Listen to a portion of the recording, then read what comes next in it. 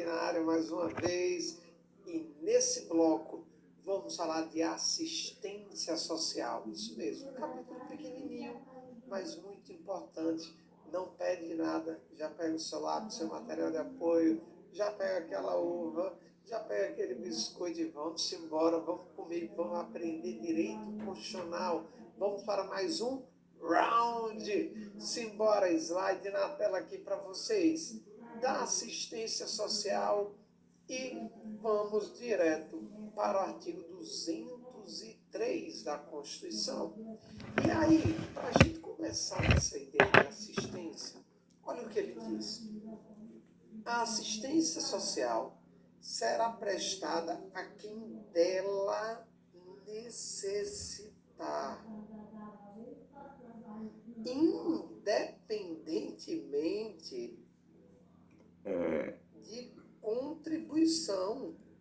É grátis, é free, né? Pelo menos de uma maneira geral, a Seguridade Social.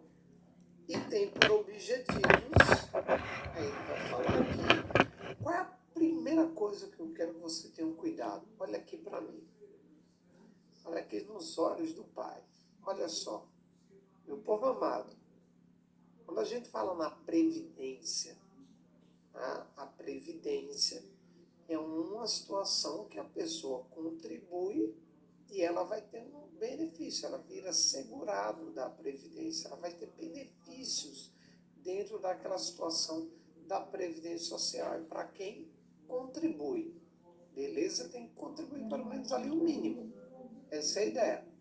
Agora, a assistência social é meio que como a saúde. Qual é a ideia da saúde? A saúde é universal. O SUS é universal, é um sistema universal de atendimento gratuito para todo mundo. Independente de você contribuir ou não contribuiu, você vai ser atendido pelo SUS. O SUS vai cuidar da saúde da galera.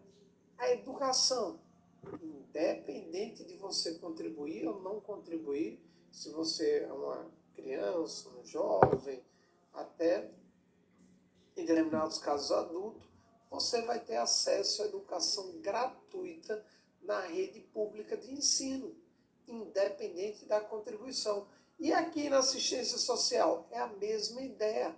A assistência social, ela vai trazer para vocês aqueles pacotes de assistências do Estado.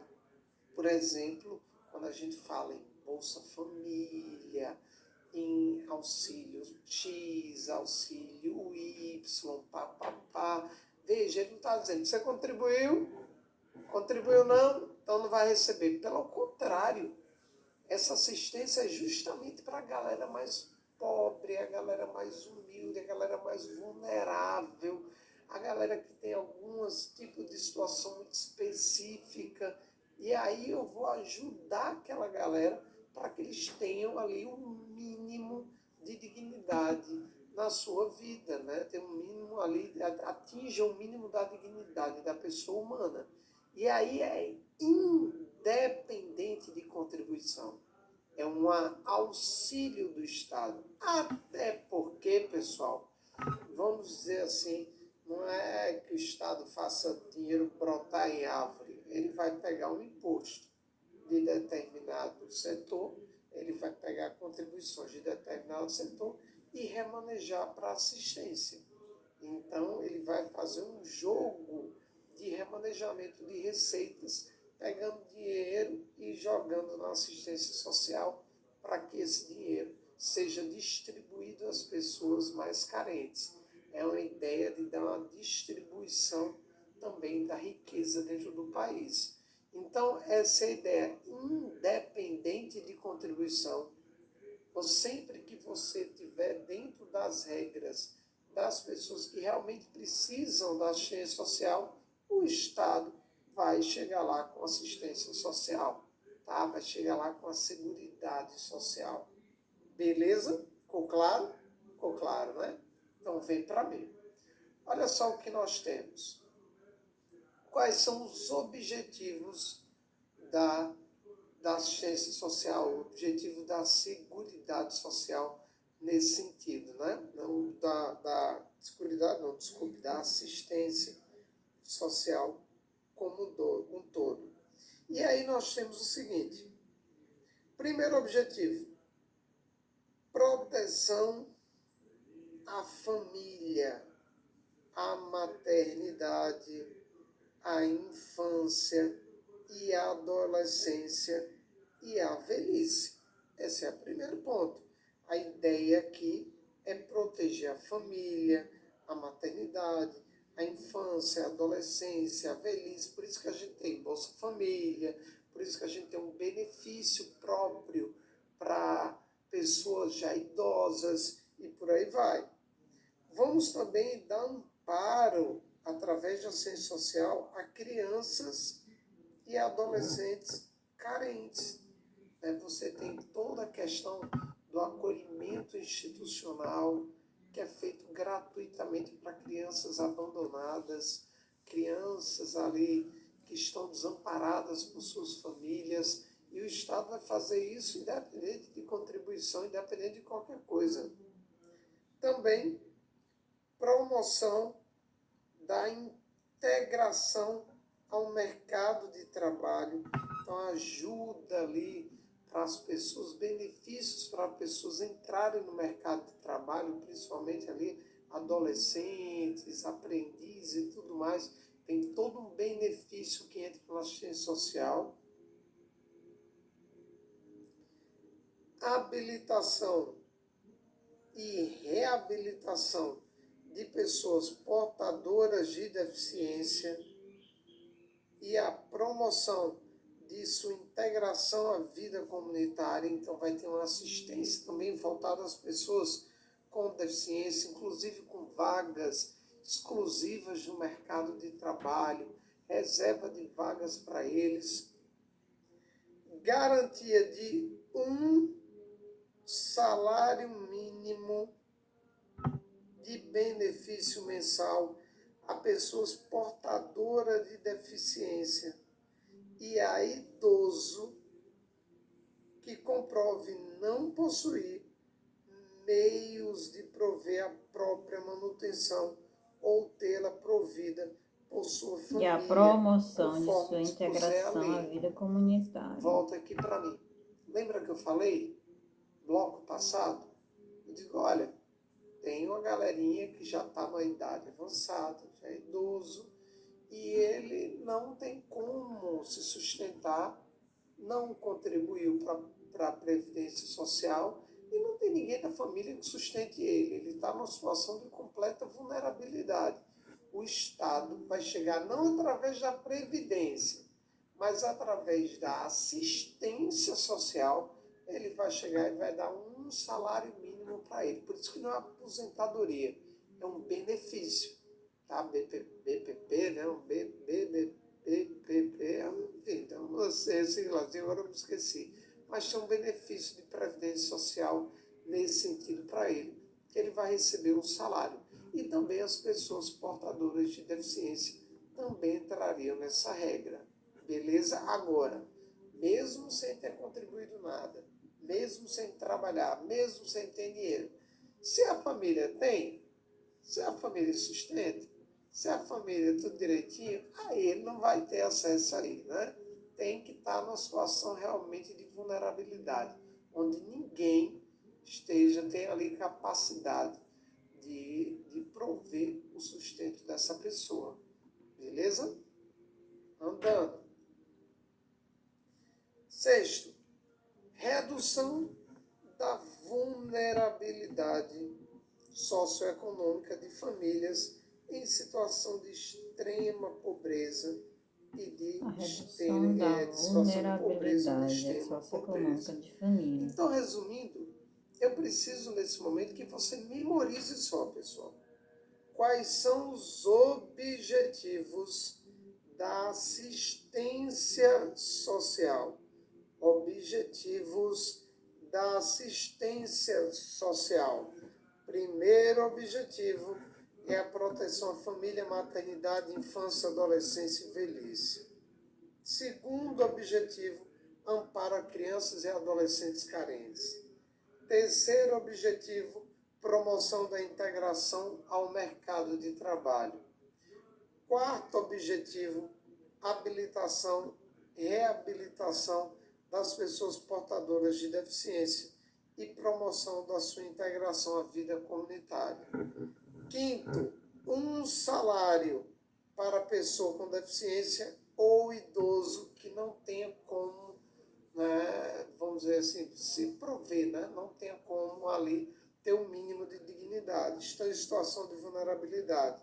E também, por fim, a redução da vulnerabilidade de famílias em situação de pobreza ou extrema pobreza. Você tem que memorizar isso, tá? Muito cuidado com isso. Tem que memorizar isso. Esses são 6 objetivos da assistência social, tá bom? E aí, para fechar, a gente vai aqui com o artigo 204 e seu parágrafo único, porque literalmente é só isso. Vem comigo. Olha o que diz o 204.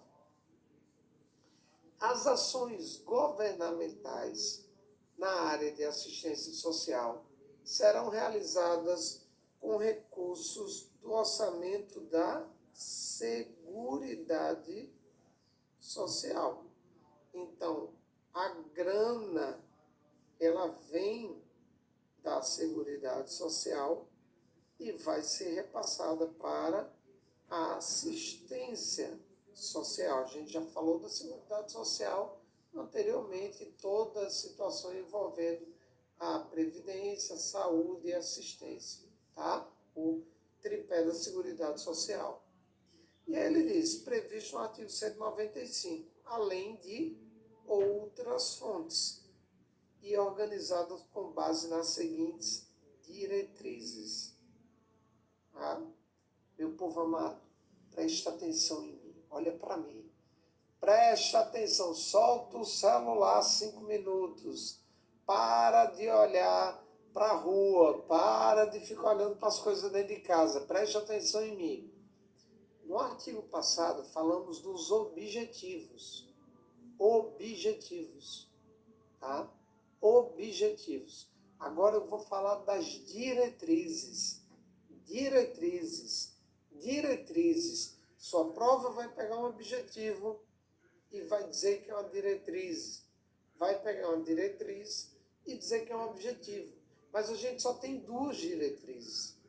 Memoriza essas 2 diretrizes, o resto é objetivo. Se ele chegar, olha, para uma pessoa com deficiência que não tem condição de prover sua própria subsistência, ele tem direito a um salário mínimo. E isso é uma diretriz. Não, isso é um objetivo. Não é uma diretriz. Então, não mistura o que nós acabamos de ver com o artigo 204. Beleza? Vem comigo então. Quais são as diretrizes? Descentralização. Não é desconcentração. Desconcentração é de órgão aqui, descentralização é de entidade, pessoas, mas só decora descentralização político-administrativa, cabendo a coordenação e as normas gerais à esfera federal. Então, toda a coordenação e a elaboração de normas gerais vai existir no âmbito federal, e a coordenação e execução dos respectivos programas nas esferas estaduais e municipal, bem como de entidades beneficentes de assistência social. Professor, o que é a descentralização política administrativa? É a ideia de que isso aqui vai começar, por exemplo, com a União, e aí vai passar pelos estados, e aí vai passar pelos municípios. Então, todo mundo vai ter que trabalhar com assistência social. Vou descentralizar as ações.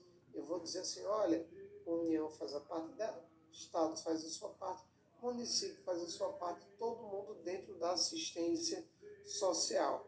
A União, ela vai coordenar as regras gerais. Ela vai elaborar as normas gerais, tá? Dentro, né, da esfera geral. E vamos ter também a coordenação e a execução dos programas no âmbito estadual. Cada estado coordena e executa o seu, e o município faz a mesma coisa, coordena e executa o seu. Até porque União, estados, DF, municípios são autônomos. Mamãe União não manda nos estados, estados não mandam no município. Então, como há uma descentralização, como todo mundo vai ter que trabalhar assistência social, cada um vai trabalhar na sua casinha, cada um vai ter a coordenação, né, das suas ações. Mas veja que ele diz, quem faz as normas gerais? Quem faz as normas gerais é a União. E estados e municípios complementam as normas gerais. Quem vai executar, na maioria das vezes, as ações mesmo? Quem vai lá para a ponta da lança? Participação da população por meio de organizações Eles que, representativas em na regra, formulação das executam. políticas E e o governo controle das federal ações de todos os passa níveis. dinheiro, passa coordenação, passa as normas gerais para eles. Então, primeira diretriz, descentralização política administrativa. Segunda diretriz, participação da comunidade. Então, participação da população por meio de organizações representativas, na formulação de políticas e no controle, na fiscalização das ações. Então, eu vou ter ali a descentralização, União, estados e municípios, e, além da administração pública, eu também quero a participação da população, fazendo um controle social, a população controlando, fiscalizando as ações de assistência. Para evitar o quê? Para evitar que algum ente público, o dinheiro que era para ir para assistência social, acabe indo para assistência social do bolso do prefeito. Olha que situação. Para assistência social do bolso do governador. Aí não é legal. Né? Aí não é legal. Então tem que ter a participação da população nesse controle das finanças e também no controle das políticas. Porque não adianta também eu estar trazendo políticas que não vão ajudar ninguém. Políticas que não são eficientes. Então ninguém melhor do que a própria população para dizer o que ela precisa. Beleza? Então essas são as duas diretrizes. Descentralização política administrativa e participação da população. E aí, para fechar, vem o parágrafo único. Ele diz, cuidado que tem uma pegadinha aqui, hein?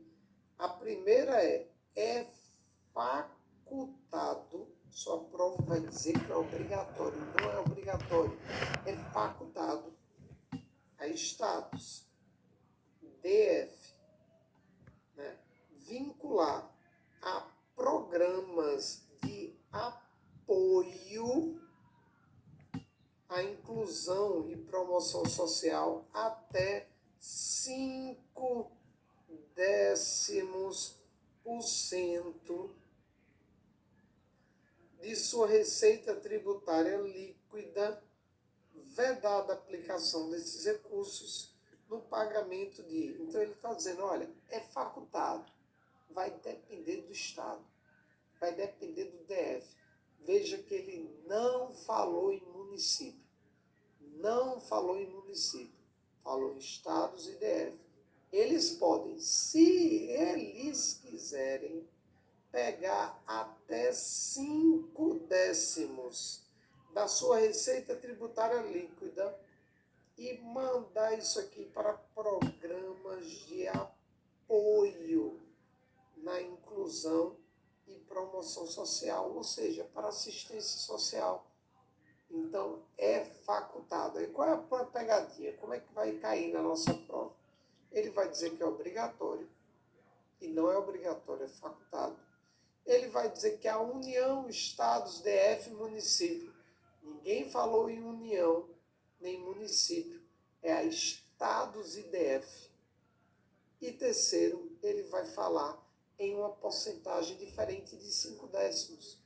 Ele vai inventar qualquer outra porcentagem. É 5 décimos. Então, o que é que eu quero que vocês memorizem agora? É facultados a estados e DF até 5 décimos para assistência social, para programas de apoio da assistência social. Aí esse programa vai depender, não é, enfim, né, da política de assistência social.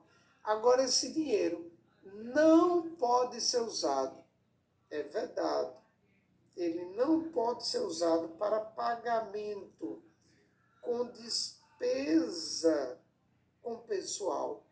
Então, tem que ser para a população, não para pagar com despesa de servidores, com despesa de agentes públicos, com despesa de contratados, com despesa de ninguém. E também para pagar encargos sociais, não é para a população.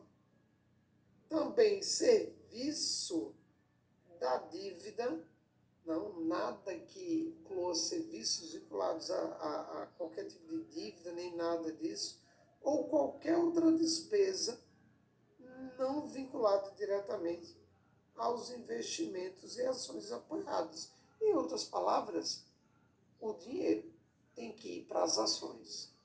O dinheiro tem que ir para as ações. Você não pode pegar o dinheiro que iria para uma ação social, para um programa de apoio e usar ele para qualquer outra situação, para saldar uma dívida do Estado, para saldar uma dívida do DF, para pagar pessoal do Estado, para pagar encargos sociais do DF, para vincular a investimentos e ações que não estão direcionados à assistência social. É o óbvio. Beleza? Tranquilo, pessoal. Esse bloco aqui não tem muito o que falar, né? A assistência social é bem tranquila, é bem boa. E é isso aqui. Lembrando sempre, qualquer dúvida, fala comigo lá nas redes sociais, tá? Eu tento sempre ser muito direto para que vocês não percam tempo, não fiquem viajando muito na ideia. Se vocês cumprirem...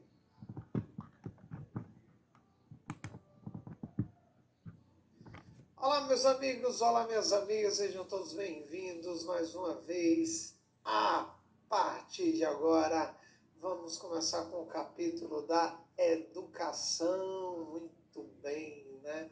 Vamos tratar desse capítulo que cai muito. Eu, como professor, é o meu capítulo preferido aqui, né, de todo esse bloco da ordem social. Então, já calcem seus protetores bucais e vamos embora, que temos muita coisa para ver aqui, hein? Olha só o que nós temos. Vamos lá. Da educação, professor Evaldo Rodrigues, pede nada não, vem comigo. Aí ele diz o seguinte, artigo 205. A educação é um direito de todos e é um dever do Estado e da família.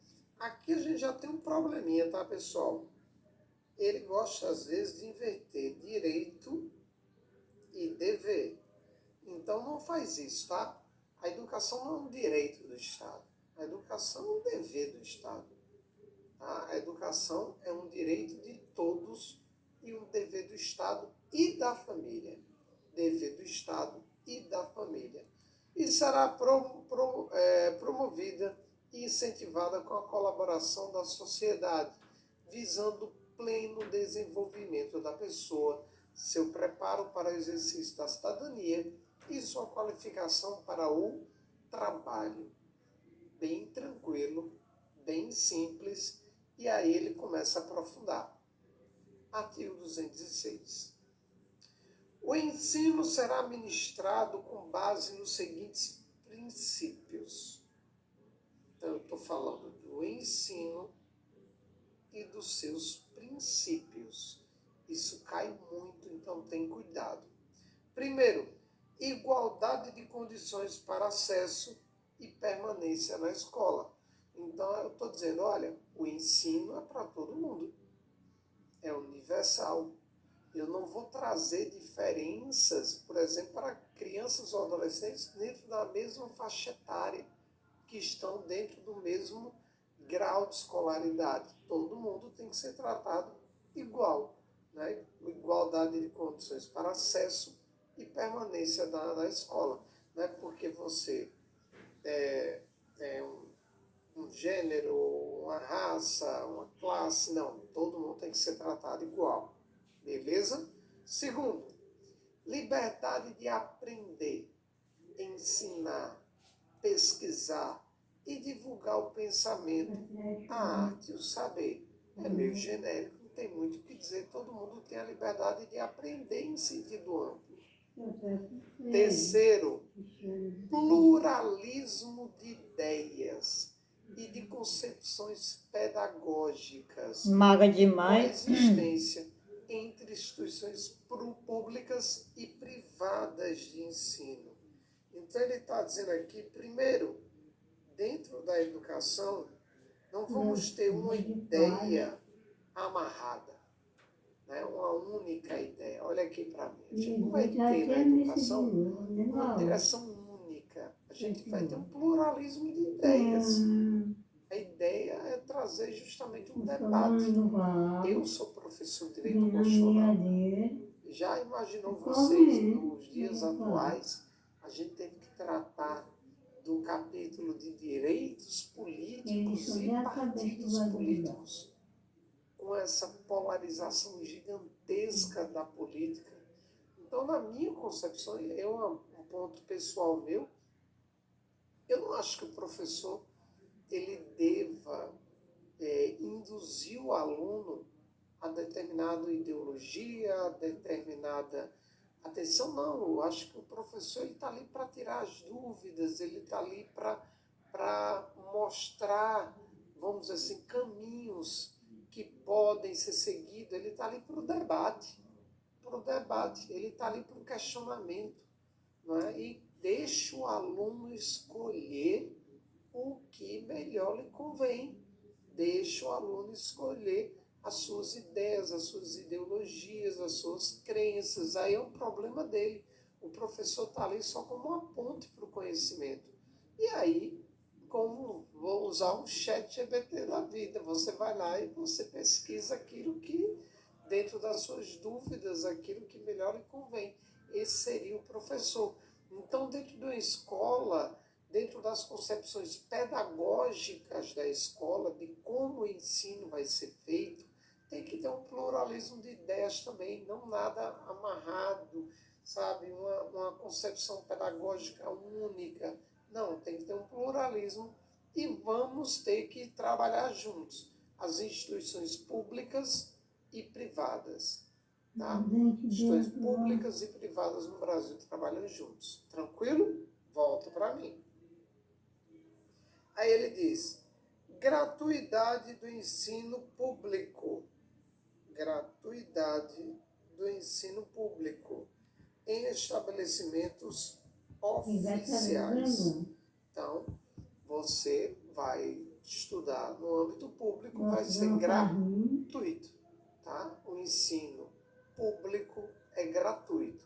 Beleza? E aí continua. Valorização dos profissionais de educação escolar garantidos na forma da lei planos de carreira, com ingresso exclusivamente por concurso público de provas e títulos e aos da rede pública. Aqui tem uma pegadinha. Qual é a pegadinha? Vamos lá. Primeiro, os profissionais de educação, eles vão ter planos de carreira, inclusive piso salarial também, tá? E eles vão entrar por meio de um concurso público, tem que fazer prova, tem concurso para professor do estado, professor do município, e esse concurso é de provas e títulos. Essa é a pegadinha. Por quê? Olha para mim. Toda vez que a gente fala em concurso na Constituição, quase toda vez, ele fala em concurso público de provas ou de provas e títulos. Então, você pode ter um concurso só de provas, ou você pode ter um concurso de provas mais títulos. Então, toda vez que ele fala de maneira genérica, lá no artigo 37 ele faz isso, por exemplo, ele fala em provas ou provas e títulos. Só que aqui eu não estou falando de maneira genérica. Eu estou falando de algo específico. Estou dizendo, olha, concurso para professor. É para essa galera. Esse concurso vai ter que ter uma prova e vai ter que ter títulos. Até porque a gente está falando de professor, graduação, pós-graduação, mestrado, doutorado. Isso tudo tem que ser levado em consideração. Então, esse concurso é um concurso de provas e títulos. E aí eu peço para que a galera que memorizou a regra geral, provas ou provas e títulos, tenha cuidado, que aqui é provas e títulos. No mais, uma segunda pegadinha pode vir ele colocando aqui provas ou títulos. Aí não é provas ou títulos, porque aí eu teria um concurso só de prova e outro concurso só de título. Não, é provas mais títulos. Tudo no mesmo concurso. Provas e títulos. Beleza? Tranquilo, né? Vamos andando. Vem comigo. Mais um. Gestão democrática do ensino público, né? Na forma da lei. A ideia de que participação da sociedade, participação das pessoas envolvidas, dos alunos, dos professores, de todo mundo, a gestão democrática, participação social. Garantia do padrão de qualidade, tá? Na nossa prova, né, eu sei que na prática tem muitas escolas públicas de alto nível, mas a gente também sabe que na realidade em algumas localidades você tem escolas públicas com nível bem abaixo do ideal. Mas para a nossa prova, todas estão dentro do padrão de qualidade ideal de ensino, tá? Não leva a prática para a prova. Mais um. Piso salarial proporcional. Eu sei que na prática tem muitas escolas públicas de alto nível, mas a gente também sabe que na realidade em algumas localidades você tem escolas públicas com nível bem abaixo do ideal. Mas para a nossa prova, todas estão dentro do padrão de qualidade ideal de ensino, tá? Não leva a prática para a prova. Mais um. Piso salarial proporcional, ou piso salarial profissional, melhor dizendo, nacional para os profissionais de educação escola pública, nos termos da lei federal. Então, o professor ele tem um piso profissional, tá? E esse piso é nacional.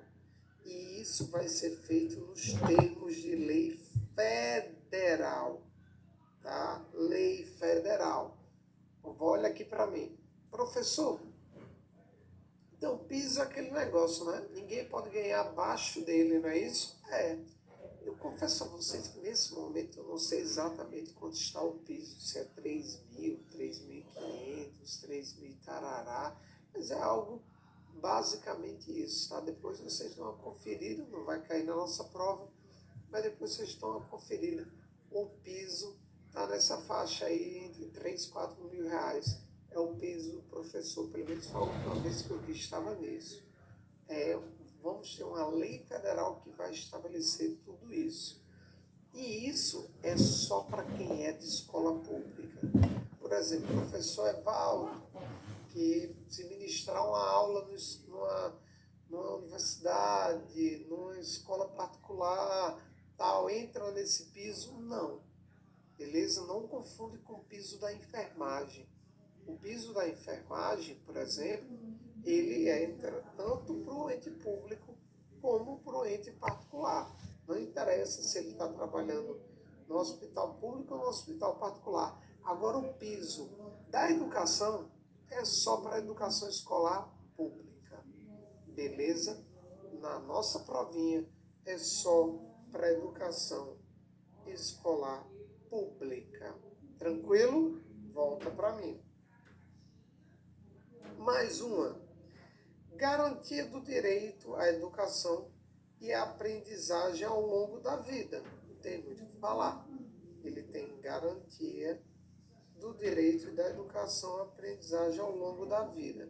Então, resumindo, quais são os princípios do ensino? Igualdade de condições para acesso e permanência na escola, liberdade de aprender, ensinar, pesquisar e divulgar o pensamento, a arte e o saber, o pluralismo de ideias e de concepções pedagógicas e a coexistência entre instituições públicas e privadas de ensino, a gratuidade do ensino público nos estabelecimentos oficiais, a valorização dos profissionais de educação escolar garantidos na forma da lei, planos de carreira com ingresso exclusivamente por concurso público de provas e títulos e aos da rede pública, a gestão democrática do ensino público, a garantia do padrão de qualidade, piso salarial proporcional nacional da educação escolar pública nos termos de lei federal e, por fim, a garantia do direito à educação e aprendizagem ao longo da vida. Tranquilo? Tranquilo, né, pessoal? Aí ele continua, parágrafo único. A lei disporá sobre as categorias de trabalhadores considerados profissionais da educação básica e sobre a fixação de prazo para elaboração e adequação dos seus planos de carreira no âmbito da União, Estados, DF e município. Então, a lei vai falar de como vai ficar as categorias dos trabalhadores da educação básica, como é que vai ficar essa divisão. Ela vai falar como é que vão ser os planos de carreira no âmbito da União, Estados, DF, município. Piso salarial profissional. E continua. 207. Ele diz, olha, as universidades gozam de autonomia didático-científica, administrativa e de gestão financeira e patrimonial e observarão ao princípio da indissociabilidade entre o ensino, pesquisa e extensão. Volta aqui para mim. Pessoal, quando a gente fala, por exemplo, nas universidades federais, por exemplo, eu sou de João Pessoa, isso mesmo, esse lugar maravilhoso aqui da Paraíba, né? E aqui nós temos a UFPB, a Universidade Federal da Paraíba. A UFPB é o quê? É uma autarquia federal. Para pensar comigo, você que também já estudou direito administrativo, se União, Estados, DF, município, na administração direta, autarquias, fundações, empresas públicas e sociedade de economia mista, na administração indireta, são todas autônomas, significa dizer que a UF ela é autônoma. A União não pode mandar dentro da UFPB. Estados não podem mandar dentro da UFPB. Município, ninguém. Ela é um ente autônomo. Se a UFPB é uma autarquia e as autarquias são autônomas, lógico que ela vai ter uma autonomia didático-científica, uma autonomia administrativa, uma autonomia financeira e patrimonial. Aí o aluno começa a bisonhar, aí começa a dizer assim, hoje, professor, mas a universidade não gera renda, não gera dinheiro. Como é que ela tem autonomia financeira e patrimonial? Ô, criaturinha do meu coração, meu bisonhozinho favorito, olha só, imagina que você fez 18 anos e que você saiu de casa, tá? Só que você não trabalha. Você não trabalha. Você mora no interior a sua mãe alugou uma casa para você na capital, está lhe dando uma mesada todo mês, e para você estudar na universidade, lá na capital, porque não tem universidade no interior que você mora. Imagina essa cena? Imaginou. Você está morando sozinho. Naquele momento você tem autonomia. Você tem 18 anos, o contrato de aluguel no seu nome. As responsabilidades são suas. Mamãe está mandando uma mesada para você. Agora, quando entra na sua conta, é seu. Mamãe não pode mexer na sua conta. Se você enlouquecer a cabeça e pegar o dinheiro do aluguel, pegar o dinheiro da feira, pegar o dinheiro das contas e quiser gastar tudo em bets, que não é legal, não façam isso em casa, não é legal. Mas se você fizer essa sandice, essa loucura, é um problema seu. Você vai ter que arcar com prejuízo. Você tem que arcar com as responsabilidades. Então, em outras palavras, não importa se o dinheiro foi mamãe que depositou, caiu na sua conta, é seu. Sabe aquele famoso ditado, deu, tá dado? Pronto. A universidade ela tem uma gestão financeira e patrimonial nesse sentido. Mesmo que o dinheiro venha do governo federal, na grande maioria, caiu na continha dela, é dela. E a gestão desse dinheiro, quem faz é ela, a universidade. Então, a universidade ela vai ter autonomia didático científico, até porque cada professor ele tem uma didática própria, não tem como amarrar o professor. Inclusive, muito por isso também, as UFs, né, a Universidade Federal, é uma autarquia em regime especial, porque ela tem esse quê de sair um pouquinho da letra da lei, já que cada professor tem uma autonomia que não pode ser amarrada em lei. Ela tem também toda uma autonomia administrativa, ela vai se administrar ali como ela achar necessário dentro dos limites da lei. Também uma gestão financeira aí, patrimonial, quem faz a gestão do dinheiro dela, que entra na conta dela, é ela, beleza? E aí vai ter que obedecer ao princípio básico da indissociabilidade entre ensino, pesquisa e extensão. Tem que estar tudo ligado. Ensino, pesquisa e extensão. Tranquilo? Volta para mim. Parágrafo 1º. Esse cai muito. É facultado às universidades admitir professores, técnicos e cientistas estrangeiros na forma da lei. Olha que bonitinho. Volta aqui para mim de novo. Pessoal, isso cai muito. Ele vai dizer que é obrigatório o que é vedado. Nem é obrigatório, nem é vedado, é facultado. Tá? Vai depender da universidade. Ela pode admitir professores, técnicos e cientistas estrangeiros. Quem aqui fez universidade pública, em algum momento teve algum professor estrangeiro. Tá? Você pega um professor que vem da Angola, né? Angola, Brasil, professor, né? O cara veio para cá, fez um concurso, né? Na nossa língua, tudo bonitinho, passou, entrou e vai dar aula. Vai virar concursado aqui no Brasil. Pode, pode. Tá? Agora é ruim quando você pega um alemão, é ruim quando você pega um japonês que não fala direito. Aí dá trabalho, né? Porque o japonês parece que ele não tem vírgula, né? Aí sayonara e vai-se embora, né? E o alemão parece que ele está gritando com você, né?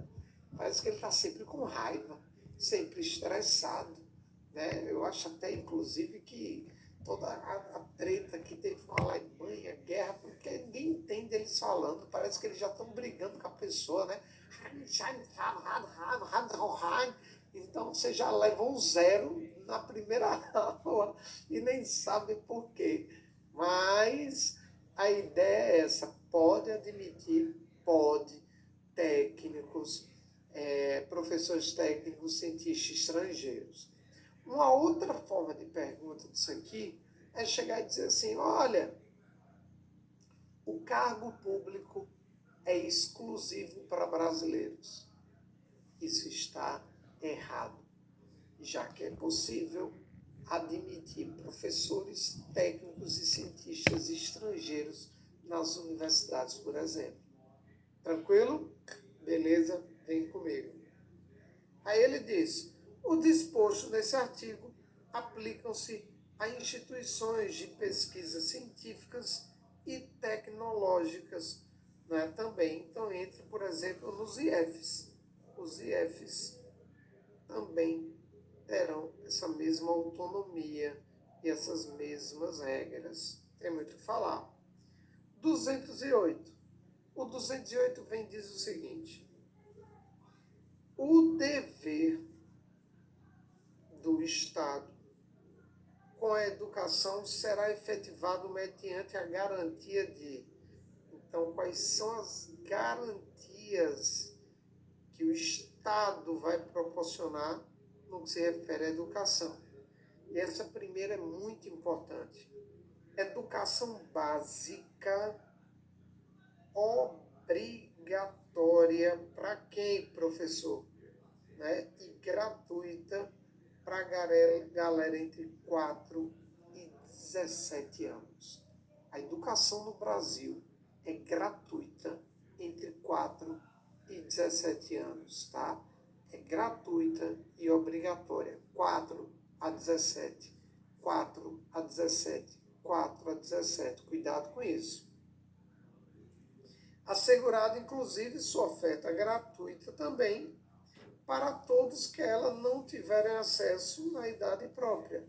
Então, se a pessoa já tem 18, 19, 20, quer estudar também, não teve acesso à educação básica, não fez ali, né, o ensino fundamental, o ensino médio, ele vai ter acesso também a essa oferta gratuita. Mas a obrigação é de 4 a 17. Cuidado com isso. Mas outras garantias, ele vem e diz o seguinte, progressiva universalização do ensino médio gratuito, tá? Então, o ensino médio ele vai tendo uma progressiva universalização. Ele vai sendo ampliado cada vez mais. Até porque, né, vão ter as pessoas que estão fora ali do ensino médio por várias questões, inclusive pessoas que já passaram até da idade. Então ele vai trazendo todo mundo e puxando todo mundo para o médio. Atendimento educacional especializados aos portadores de deficiência. Preferencialmente, cuidado que a pegadinha está aqui, vai dizer que é obrigatoriamente. Não é obrigatoriamente, é preferencialmente na rede regular de ensino. Tá? Como assim, professor? A ideia é que se o poder público não pode oferecer àquela pessoa que tem uma debilidade, uma deficiência específica, ele vai ter que pagar no privado. Mas aquela pessoa vai ter direito a estudar. Então, por isso que é preferencialmente na rede regular. Vamos tentar organizar ela aqui na rede pública.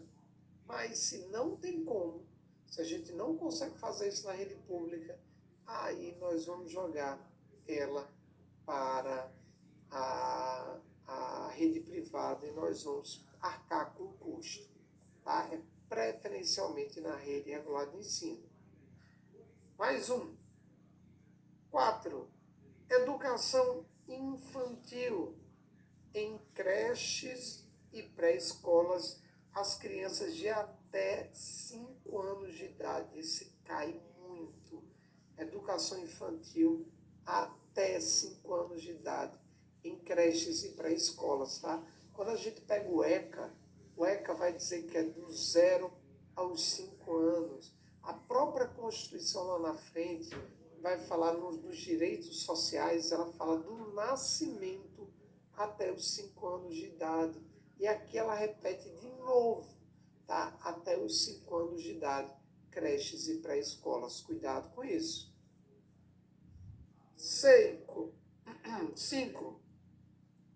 Acesso aos níveis mais elevados de ensino, da pesquisa e da característica, segundo a capacidade de cada um. Não tem muito o que falar, todo mundo vai ter acesso aos níveis mais elevados de ensino, da pesquisa, da criação artística, segundo sua capacidade. Outro, oferta do ensino noturno regular, adequado às condições do educando. Vamos ter também a possibilidade do ensino noturno, principalmente para as pessoas fora da idade, já adultos que trabalham. Então, a gente vai ter esse ensino noturno para que ele se adeque às condições do aluno.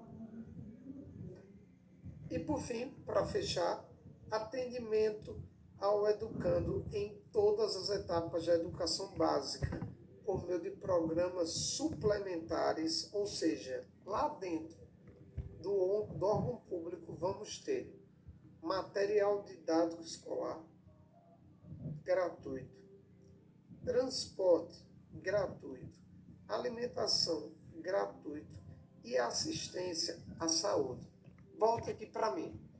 Aí, nesse momento, algumas pessoas chegam e dizem assim: mas, professor, meu filho estudou na escola pública e lá não tinha transporte. Meus filhos estudou na escola pública e lá não tinha assistência à saúde. Olha aqui para mim. Para a nossa prova, dentro da escola, vai ter um posto de saúde. Você entendeu isso? É um posto de saúde dentro da escola.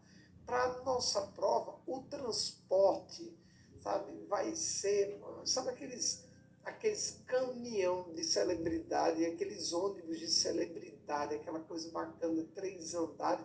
Pois é, a alimentação, imagina o melhor restaurante do planeta, tá? Vai ser lá, só camarão para cima, tá? E o material didático vai ser top, inclusive com inteligência artificial, toda a parte também tecnológica, vai ser top. Então, para a nossa prova, é assim que funciona.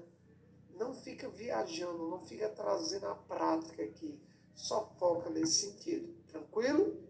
Voltando para cá, então, resumindo, meu povo, quero cuidado aqui no artigo 208, porque você tem que memorizar.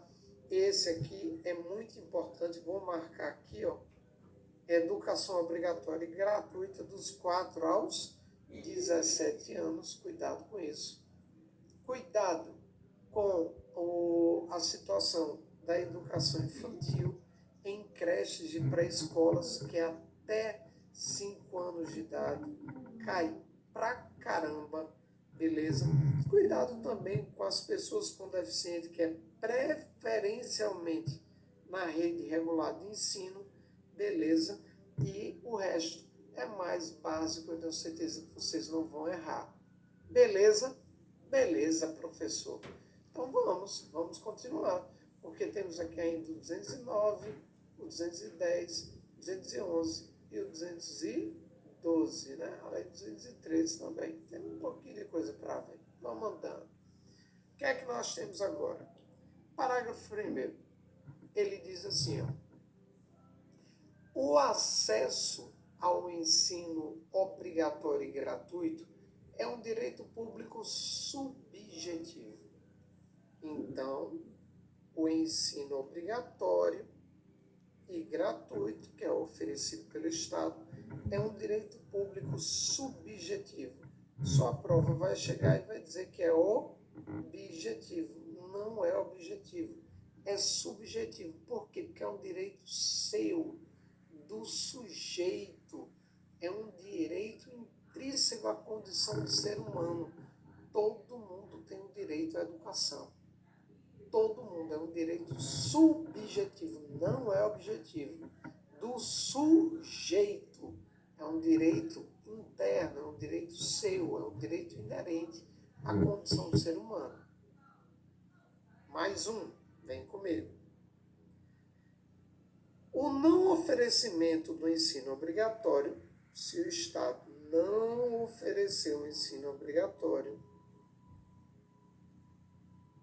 pelo poder público, ou ofereceu de maneira irregular, importa em responsabilidade da autoridade competente. Tá? Aí, de novo, tem uma galera que chega e diz assim, mas, professor, olha só, na época da pandemia, você acredita que a escola do meu filho parou? Ou então a escola do meu filho não teve nada? A escola do meu filho, eles só enrolaram. Eles só fizeram não sei o quê. A oferta foi irregular. A gente sabe que estava passando por aquilo, mas não tinha internet, não tinha nada. Não tinha aula. A verdade é que não tinha aula. E aí, professor? E aí que a gente não vai entrar nessa ideia. A gente só vai entrar na ideia de que ofereceu o ensino de maneira irregular ou não ofereceu, a autoridade que deu causa a isso tem que responder. Essa é a ideia. Simples assim. A autoridade que deu causa a isso, ela tem que responder. Beleza? Facinho? Facinho, né? Vamos andando. Parágrafo 3º. Compete ao poder público recensear aos educandos ao ensino fundamental. Então, ele vai trabalhar com a galera, fazendo-lhes a chamada e zelar junto aos pais ou responsáveis pela frequência à escola. Como assim, professor? De novo, conversar comigo aqui. Meu povo amado, trazer a galera para a escola, né? Zelar pela chamada, fazer a chamada e zelar ali junto aos pais ou responsável pela frequência da escola é uma situação que o Estado tem que fazer. Então, veja bem, muitas vezes, o que é que acontece? Professor, o menino está faltando. Aí o que é que a escola tem que fazer? A escola tem que chegar junto com o papai e mamãe. Papai e mamãe, por que o menino está faltando? Aí, vamos supor que o menino está saindo de casa todo dia, dizendo que vai para a escola e não está indo. Está indo para a casa do colega, está indo para não sei o quê. Por exemplo, o professor Evaldo tem 40 anos. Na minha época, pessoal, inventaram um negócio chamado Canta Moçada aqui em João Pessoa. Canta Moçada. Sabe o que era isso? Eram shows que tinham no horário da aula. Tipo, 9 horas da manhã tinha show. 8 horas da manhã tinha show. Você acredita nisso? Pois é, tinha show dentro do shopping. A partir das 8, das 9, 10 horas da manhã. E aí o que é que, assim, o professor Evaldo acabou fazendo também, sabe? Eu não vou negar não. O que é que a gente fazia?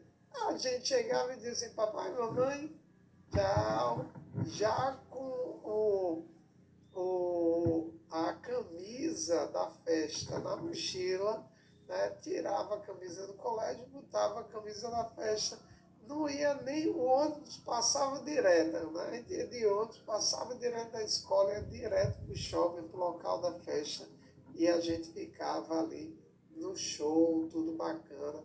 Aí, obviamente, o Ministério Público bateu em cima disso e acabou com as festas, acabou com o show, porque isso estava atrapalhando o rendimento de todo mundo na escola. A galera estava gaseando a aula para ir para o show. Então, daí a importância de zelar junto com os pais ou responsáveis. Chegar, olha, você sabe que seu filho está faltando? E aí o pai e a mãe têm que tomar uma providência junto com a escola para trazer essa criança de volta para a escola. Professor, e se depois de reiteradas possibilidades papai e mamãe não fizeram nada? Ou ainda é papai e mamãe que estão explorando a criança, colocando ela para trabalhar, colocando ela para vender alguma coisa na rua, para trabalhar no campo, explorando a criança de alguma forma. E por isso que a criança não está indo para a escola. E aí? E aí, quando esgotados os recursos da escola, conselho tutelar. Aí a direção da escola tem que acionar o conselho tutelar em razão dessas faltas excessivas e o conselho tutelar tem que ir atrás do papai e mamãe para aplicar as medidas correspondentes. Beleza? Deu para entender isso? Vem para cá. E aí, para fechar nosso bloco, o ensino é livre à iniciativa privada. Como a gente já falou, vamos ter também escolas particulares, desde que atendida algumas condições. E aí é bem básica. Quais são as condições? Cumprimento das normas gerais de educação nacional. Tem que cumprir a lei, as regras, né? Tem que cumprir a lei geral de educação, tem que cumprir todas as, né, as normas, né, de educação de uma maneira geral, IDB e tudo mais. E tem que passar por uma autorização das normas gerais da e a avaliação da qualidade pelo poder público. Só isso. Beleza, meu povo? Tranquilo? Tranquilo, né? Esse capítulo é mais extenso, então vamos ter ainda aqui, como eu já falei, o artigo 210, 211, 212, ainda o parágrafo 213 e ainda o 214. Então eu vou fazer o seguinte, eu vou finalizar ele por aqui e a gente continua a educação no próximo bloco. Tranquilo? Um beijão, amigos. Olá, minhas amigas. Euzinho aqui, isso mesmo, professor Evaldo Rodrigues, para dar continuidade ao capítulo de educação, educação parte 2. Tá? Então, vem comigo, não perde nada, porque a gente já emenda com o bloco anterior. Então, olha só, slide na tela. Bloco anterior, acabamos ali, finalizamos o artigo 209. Então, agora, nós vamos já dar andamento como se fosse, olha, uma aula única. Continua aí, não para não perde o ritmo não. Vamos agora para o artigo 210. E o que é que diz o artigo 210, meu povo amado? Que serão fixados conteúdos mínimos para o ensino fundamental, de maneira a assegurar a formação básica comum e respeito, né, também aos valores culturais, artísticos, nacionais e regionais. Então, o que é que nós temos aqui? Nós temos a ideia que, obviamente, né, não tem muito o que falar do ensino fundamental, como em todas as etapas do ensino, você tem que ter conteúdos mínimos para garantir a formação comum e o respeito também aos valores culturais, artísticos, nacionais e regionais. Até aí tudo bem. Agora vem a primeira coisa importantíssima. Olha o que ele diz. O ensino religioso, isso cai muito em prova, hein? É de matrícula facultativa. Contudo, constituirá de disciplina nos horários normais da escola pública de ensino fundamental. Então, cuidado que esse cai muito. Volta aqui para mim. Professorzinho do meu coração, minha mistura de Tiago Life com Mariana Ximenes, me diga uma coisa, o que danada é isso que ele acabou de falar aqui? Meu povo amado, quando mamãe vai fazer a matrícula, quando o papai vai fazer a matrícula, o ideal, no fantástico mundo, vai ter lá a possibilidade. Você quer que seu filho tenha ensino religioso? Sim.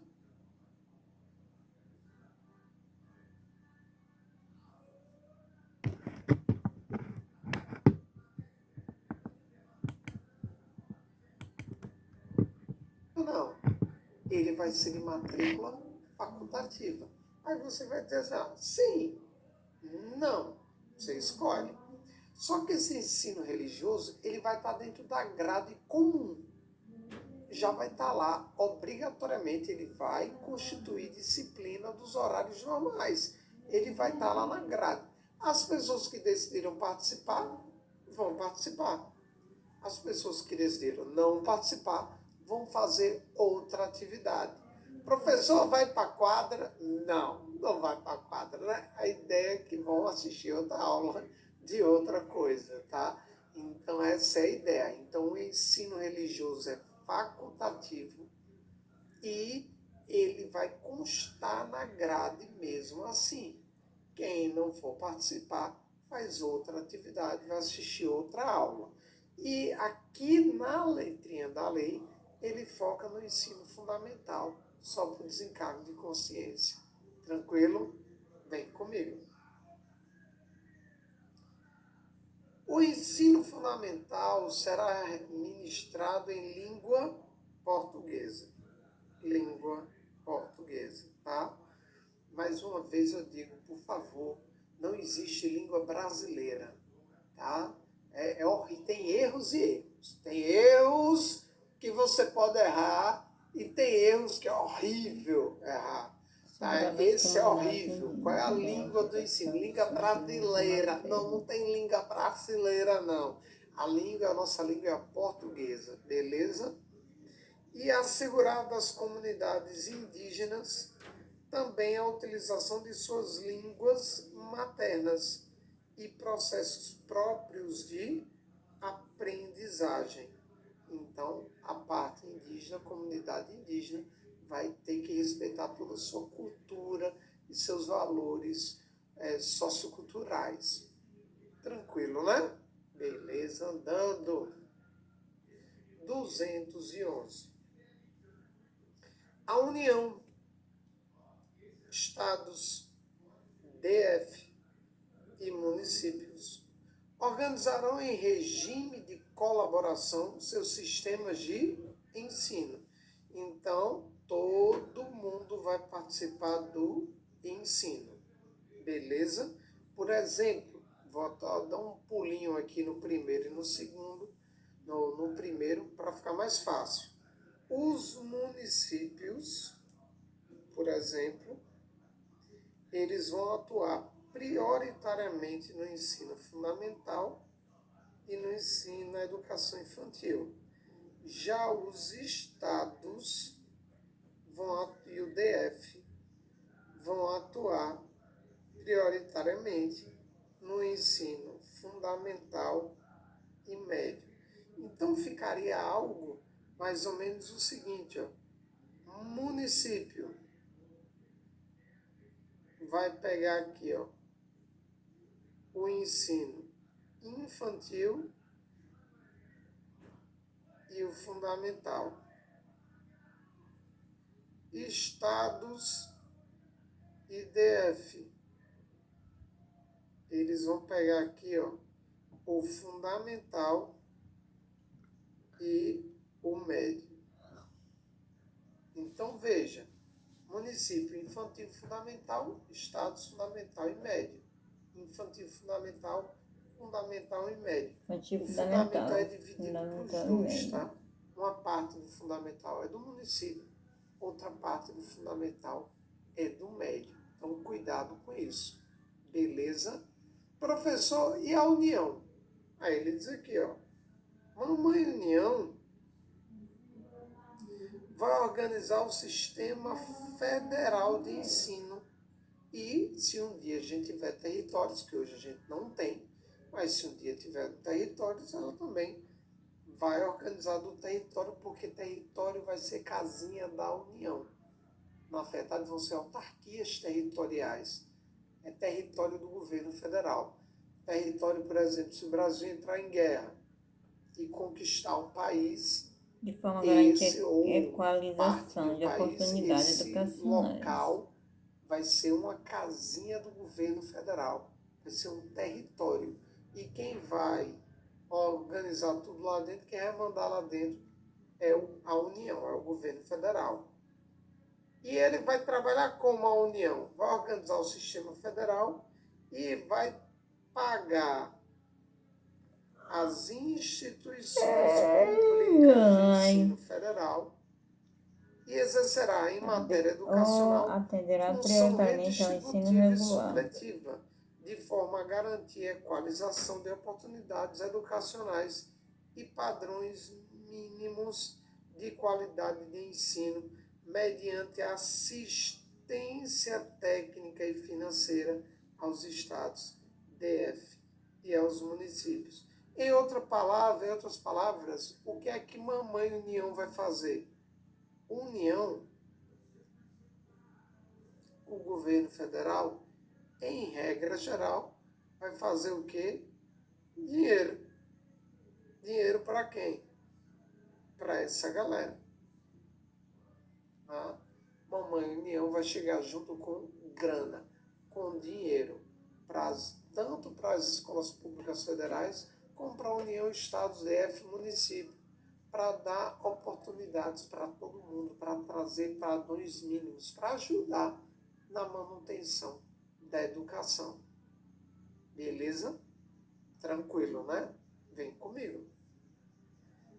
A educação básica pública atenderá prioritariamente o ensino regular. Cuidado, que isso cai muito. A prioridade é o ensino regular, que é o ensino comum, o ensino natural, né? Então, a educação básica vai atender prioritariamente, não é obrigatoriamente, o ensino regular. Vai pegar ali o ensino fundamental, o ensino médio e tal. Não é só o médio, não é só o fundamental, é o regular. Cuidado com isso. E continua. 212. A União não vai chegar junto com grana? Ah, e como é que fica a grana? Ele diz, a União aplicará todo ano, nunca menos, ou seja, no mínimo 18, e os estados, DF e municípios, 25% no mínimo, de sua receita resultante de impostos, compreendida proveniente de transferência na manutenção e desenvolvimento do ensino. Então, nós teríamos aqui, ó, União, no mínimo 18%. Por que só 18%? Porque ela arrecada pra caramba. A União arrecada muito, é quem mais arrecada, é quem mais tem dinheiro. Por exemplo, todos os estados, uma parte do que eles arrecadam, eles mandam para a União. E a União ainda tem a parte dela, então ela ganha muita grana, é quem mais tem dinheiro aqui. Então, 18% para a União é muita coisa. Beleza? Então, a União ajuda com 18%. Volta para cá. Já estados mais DF mais municípios, essa galera vai aplicar no mínimo 25%. Ou seja, é um quarto, né, pessoal? Muita coisa também em educação. Beleza? Muitas vezes você vê aqui, volta para mim, você vê aqui uma notícia, né? Olha, o governo federal diminuiu verbas da Universidade Federal, diminuiu verbas de não sei aonde, diminuiu verbas de não sei o quê. O que é que aconteceu ali em regra? Em regra, tá? A gente vai ter que ver cada caso, obviamente. Mas em regra, ele estava pagando.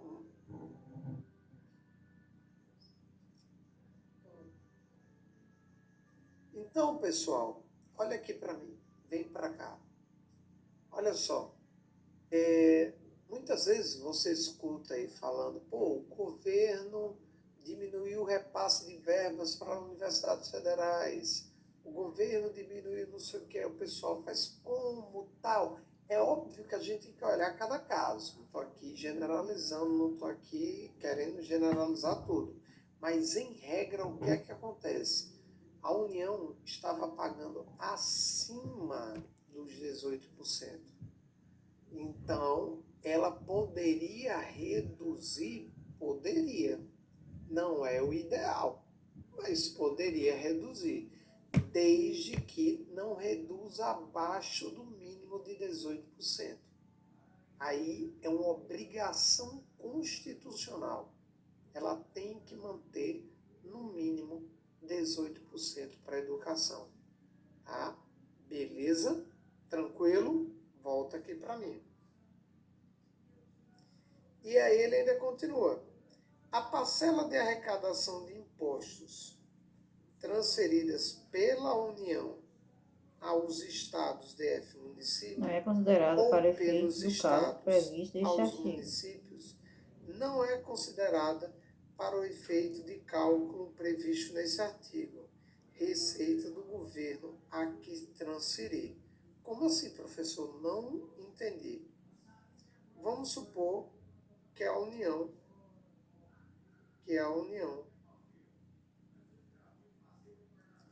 transferiu ao Estado de São Paulo,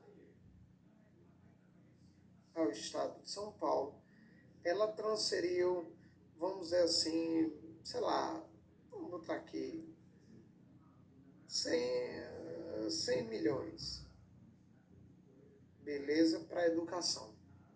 Não pode o Estado de São Paulo pegar esses 100 milhões e colocar no cômputo, ou seja, na conta desses 25%. Esse dinheiro da União não entra na conta do Estado de São Paulo naquilo que o Estado tem que contribuir. Então, mesmo recebendo esses 100 milhões, o Estado de São Paulo ainda vai ter que contribuir com, no mínimo, 25%. Mesma coisa se o Estado de São Paulo, né, mandasse um dinheiro para um município em São Paulo. O município continuaria tendo a obrigação de contribuir com, no mínimo, 25%. Então, o repasse da União para estados, DF, município, ou o repasse dos estados para municípios, não muda o fato que eles vão ter que contribuir com 25% da grana deles. Ele não pode se aproveitar do dinheiro que vem da União, ou o município se aproveitar do dinheiro que vem do Estado para não contribuir com a parte dele, não. E ele vai ter que contribuir com a parte dele de todo jeito. Deu para entender isso? De boas? Tranquilo, né? Vem comigo. Parágrafo 3º.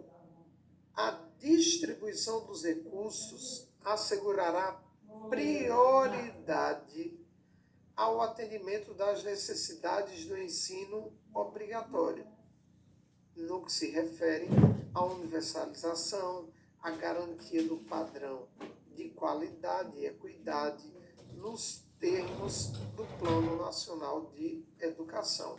Então, a ideia aqui é que esse dinheiro vai prioridade ao atendimento da necessidade do ensino obrigatório, para manter o ensino fundamental, o ensino médio, que se refere à universalização, garantia de padrão de qualidade. Parágrafo 4º. Os programas suplementares de alimentação, de assistência à saúde, serão financiados com recursos provenientes de contribuição sociais e outros recursos orçamentários. Então, a parte de alimentação, a parte de assistência à saúde vão vir por meio ou de contribuições sociais ou outros recursos do orçamento. Tem muito o que falar também. 213. Olha o que ele diz. Os recursos públicos serão destinados às escolas públicas, podendo ser dirigidos às escolas comunitárias, confessionais, ou seja, aquelas religiosas, ou filantrópicas, definida em lei, desde que comprovem finalidade não lucrativa e que apliquem seus excedentes financeiros em educação.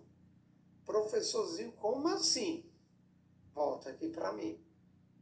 Olha só, se eu tenho uma escola feita pela própria comunidade, uma escola comunitária, se eu tenho uma religião que abriu uma escola, sabe, uma igreja, enfim, um templo que decidiu abrir uma escola lá dentro, ou até mesmo uma entidade filantrópica decidiu fazer uma escola, o governo pode mandar dinheiro para essa escola? Pode, desde que comprove finalidade não lucrativa. Aqui eu quero que você não misture as coisas. Por exemplo, aqui nós temos o marista, que é religioso. A gente tem a Lourdinas, que é religiosa. São escolas religiosas. O Cidade Viva aqui é uma escola religiosa. E essas escolas religiosas não possuem a finalidade não lucrativa. Elas cobram mensalidade dos seus alunos. E caro, e muito caro algumas delas. Aí elas vão receber dinheiro público? Não. Aqui seria literalmente a própria religião colocando a escolazinha ali para tentar ajudar, para tentar alfabetizar, para tentar trazer educação para quem não tem. E ela não está cobrando nada. É tudo gratuito, é tudo free. Aí o Estado pode ajudar? Pode, porque ela está fazendo às vezes do Estado. Ela está fazendo o que o Estado deveria fazer. Então ele pode ajudar. E se sobrar uma grana, professor? O Estado mandou uma grana para elas lá, elas enxugaram as coisinhas, sobrou um dinheiro. Pode botar no bolso? Óbvio que não. Esse dinheiro tem que ser reinvestido na própria educação. Então, sobrou alguma coisa? Traga alguma coisa a mais, traga robótica. Invista em outra coisa. Ah, sobrou um dinheirinho, faça um passeio, uma excursão. Então, essa seria a ideia. Reinvista na educação. Mas, professor, assim é muito bom, professorzinho do meu coração. Me diga uma coisa, meu Gasparzinho do meu coração. Aí eu monto uma escola filantrópica. Olha que bonitinho. Aí o governo começa a mandar dinheiro para mim. Aí eu monto a estrutura da escola todinha. Aí montei a escola, montei tudo, melhorei, fiz tal. Aí depois eu digo, quero mais não, eu não quero mais trabalhar nisso não. Agora eu vou trabalhar em outro ramo. Aí eu vou ficar com tudo, né? Eu montei a escola todinha, todos os objetos, computador, tudo é meu, é? Que maravilha, eu abro escola particular depois. Olha que bonitinho. Não é assim não, criaturinha do meu coração. Tá? Sabe por quê? Porque olha o que diz o inciso 2. Ele vem e diz assim, ó. Definidas em lei que assegurarem a destinação do seu patrimônio a outra escola comunitária, filantrópica ou confessional, ou ao próprio poder público no encerramento de suas atividades. Então, se ela decidir não trabalhar mais com educação, não trabalhar mais de uma maneira geral, todo o patrimônio dela vai para outra escola comunitária, filantrópica ou confessional, e se não tiver, volta para o poder público. Ou seja, o poder público está investindo? Tá, mas não vai perder esse dinheiro, porque o patrimônio volta para ele, caso ela não queira dar continuidade àquela atividade educacional. Beleza? Assim, né? Assim, vamos continuar. Vamos para o parágrafo 1º, penúltimo slide aqui da nossa parte de educação. Vamos lá. Ele diz o seguinte: os recursos de que trata esse artigo poderão ser destinados à bolsa de estudos. Então, pode ter grana também para a bolsa de estudos, para o ensino fundamental e médio, na forma da lei, para os que demonstrarem insuficiência de recursos, quando houver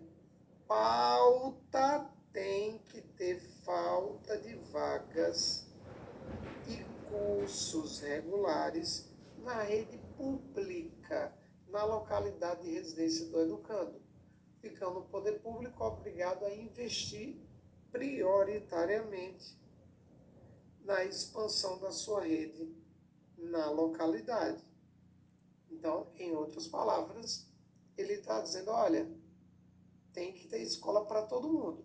Mas se não tem escola para todo mundo, não tem ensino fundamental, não tem ensino médio para todo mundo, ficou algumas pessoas fora porque não tinha vaga. Poder público pague no particular, dê bolsa para a galera. E como ele já está pagando no particular, ou seja, já está demonstrando a ineficiência do Estado em abraçar as crianças e adolescentes, enfim, as pessoas que precisam da educação naquela localidade, ele se comprometa a obrigatoriamente investir na expansão do ensino naquela localidade, para que aquelas pessoas não fiquem de fora. Beleza? Então, pode sim ter bolsa para quem ficou de fora do curso do ensino médio e do ensino fundamental na rede pública. Vamos andando. As atividades também de pesquisa e extensão e de estímulo e fomento à inovação realizada por universidades ou por instituição de educação profissional e tecnológica poderão receber apoio financeiro do poder público. Tem muito o que falar, né? Galera que trabalha com pesquisa e extensão, né, pode também receber ali apoio financeiro do poder público. Beleza? Beleza, pessoal. E para a gente finalizar de vez a parte da educação, artigo 214. Ele diz aqui, ó, a lei vai estabelecer o Plano Nacional de Educação. E esse Plano Nacional de Educação terá uma duração decenal. O que é uma duração decenal? 10 anos. 10 anos. Aí cai muito na sua prova. Ele vai botar mensal, anual, não é decenal. É um plano de duração de 10 anos. E serve para quê isso, professor?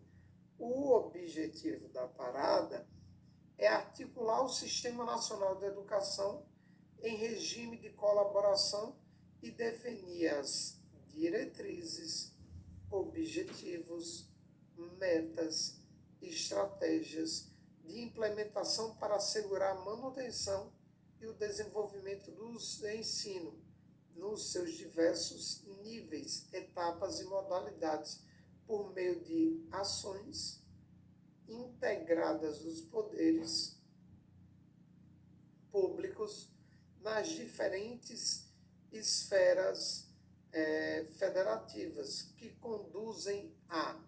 Então, volta aqui para mim. Em outras palavras, para que serve o plano? Ou plano, para pensar, porque eu tenho um plano. Um plano nada mais é do que você traçar metas, traçar objetivos, né, traçar ações ali para conseguir alcançar determinado objetivo. Poxa, eu tenho um plano de comprar meu apartamentozinho. Aí você vai montar uma estratégia, você vai montar metas, você vai estabelecer diretrizes. Olha, a partir de agora a gente não vai mais sair para almoçar, jantar durante a semana, não vai pedir mais iFood, não vai fazer isso aí, porque a gente vai juntar, a gente vai estabelecer diretrizes. A partir de agora todo mundo fica, só salada dentro de casa. Pronto, a gente ainda vai plantar a nossa horta e a gente cuidar da nossa própria horta. Pronto, acabou-se. Vai viver de água e salada. Pronto. Aí você montou suas diretrizes. Beleza? Você fez. Você montou um plano. Plano é isso. Eu trago metas, estratégias, diretrizes para se chegar no objetivo. E aqui, qual é a ideia do Plano Nacional da Educação? É estabelecer diretrizes, metas objetivo para se chegar a uma melhor educação. Uma melhor educação. E por que eu tenho esse plano? Porque vai ser trabalhado com a União, Estado, DF, município. Não é coisa só da União, não é uma coisa só dos estados, DF, município. Todo mundo vai ter que chegar junto, todo mundo vai ter que pensar, todo mundo vai ter que estar envolvido nas metas para que você consiga melhorar a educação em todos os níveis. É a mesma coisa da sua casa. Não adianta, aqui para a gente é muito difícil, né? Você pode até acontecer, mas, por exemplo, é muito difícil. Minha esposa adora, essa pessoa meio, como é que eu posso dizer, que vive no regime constante o tempo todo. Ela vive de regime, né? E professor Evaldo tem 40 anos e pesa a mesma coisa que ele pesava quando ele tinha 18. E nunca fez nada na vida para fazer isso. E causa a ela uma raiva muito grande, porque ela vive de regime, ela malha, ela faz. E eu jogo minha bola uma vez por semana, quando dá, que a vida é muito corrida, eu vou na academia do prédio, faço um exercício, tal, não sei o quê, jogo uma bolinha com as meninas, mas o fato é que eu mantenho o meu físico, que não é muita coisa, mas enfim, né? Mas mantenho aquele peso ali sem nada. Então, se ela está no regime, se ela está ali tentando melhorar a alimentação dela, não é legal eu ficar o tempo todo pedindo pizza e comendo na frente dela. Pedindo iFood e comendo na frente dela. Ela não consegue ver um chocolate. Né? Eu consigo botar uma barra de chocolate na geladeira e todo dia comer um quadradinho. Almoçar, eu peguei um quadradinho, comi, eu tô bem, eu tô de boas. Ela, quando ela vê a barra de chocolate, na cabeça dela liga um botão, eu preciso comer ela inteira agora, agora, agora, agora. Se você botar para ela um balde de chocolate e botar ela para assistir um filme, ela come como se fosse pipoca, guerreiro. Assim, blu, blu, blu. Então, já que a gente tem uma meta que é melhorar a alimentação da casa, todo mundo tem que contribuir. Eu tenho que contribuir, mesmo que para mim esteja tudo ok, para ela não está, então vamos contribuir. Mesma coisa que todos os estados, todos os municípios, a União, todo mundo tem que contribuir, mesmo que em determinado estado esteja melhor do que o outro, mesmo que determinado município não tenha um problema que o outro tem. É um plano integrado todo mundo. Beleza? E aí, professor, beleza. Quais são as metas? Vem comigo. A primeira meta é o quê? É erradicar o analfabetismo. Vamos trabalhar esse plano, essa diretriz para acabar com o analfabetismo no Brasil. Trazer a universalização do atendimento escolar. Ou seja, para, de uma certa forma, erradicar o analfabetismo, todo mundo vai ter que ter acesso à escola. Então, uma coisa depende da outra. E aí, também é bacana a melhoria da qualidade do científica e tecnológica do país. Tem que ter sempre a melhoria, a elevação, a eficiência na educação. Trabalhar os adolescentes para a formação do trabalho, para que eles saiam da escola e tenham condições de exercer alguma função. Promoção humanística, científica e tecnológica no país. A educação vai ajudar a trazer um ser humano mais preparado, né, uma atividade científica e tecnológica melhor para o país. A partir do momento que eu tenho educação melhor, eu tenho pessoas mais capacitadas a trabalhar.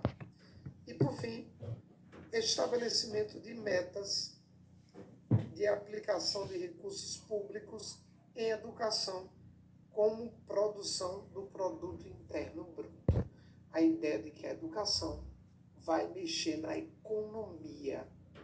Quanto mais um desenvolvimento educacional, mas a economia daquele país vai ser mais pujante, vai ser mais efetiva, vai ficar maior. Então essa seria a ideia. Então, esse é o plano decenal, esses são os objetivos, vamos dizer assim, a ideia, a finalidade do plano. Beleza, pessoal? Até aqui tudo bem? Volta aqui para mim, que até aí tudo tranquilo.